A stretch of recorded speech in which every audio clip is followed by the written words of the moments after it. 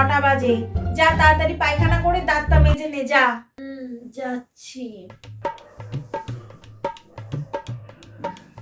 Hello, কি করছো? এই বুবাই, পায়খানা করে কিন্তু ভালো করে জল দিবি।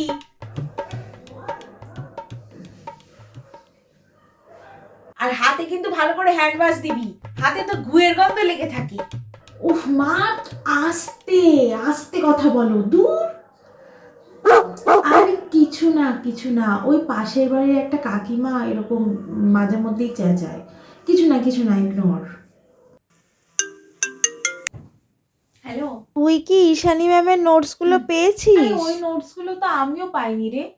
কি রে, তোকে যে বাথরুমে আমি গরম জল দিলাম, বললাম যে ভালো করে সাবান মেখে চান করতে, 15 দিন হয়ে গেল, ঠান্ডার মধ্যে তুই চানও করিস না। ইস, গায়ে কি পচা গন্ধ। ইস, উফ। মা চুপ করো তো, তুমি যাও এখান থেকে।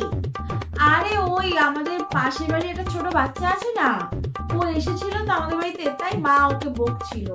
ও ছাড়, বাদ দে। হ্যাঁ বাদ দে।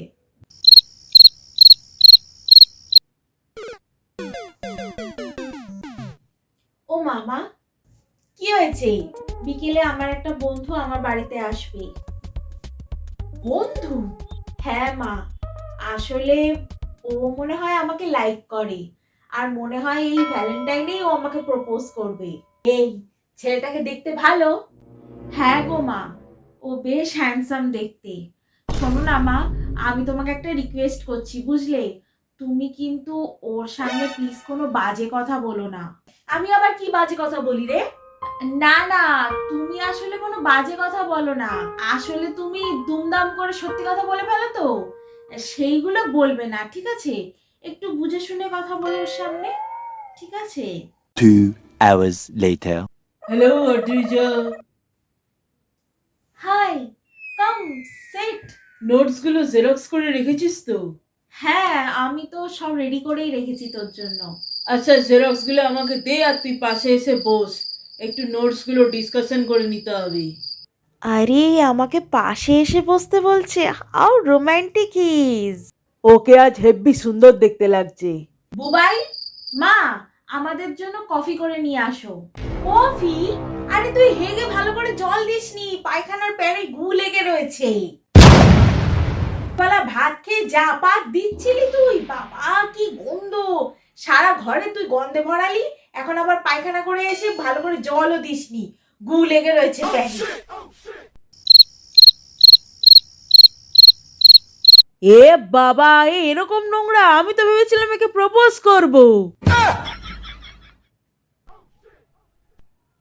মা চুপ চুপ। কি চুপ রে? 1 মাস হয়ে গেল, ঠান্ডার মধ্যে তুই চানও করিস না, গায়ে কি পচা গন্ধ তোর, খালি তো মেকআপ করিস আর বডি স্প্রে মেখে বসে থাকিস। মা,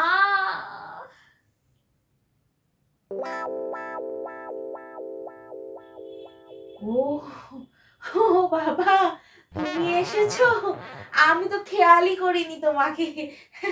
বসো, হ্যাঁ আমি তোমাদের জন্য কফি আর চিকেন পকোড়া করে নিয়ে আসছি। না না আন্টি, এসবের আর দরকার নেই।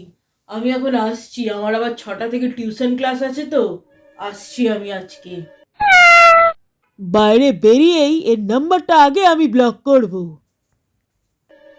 এ বাবা, ছেলেটা চলে গেল।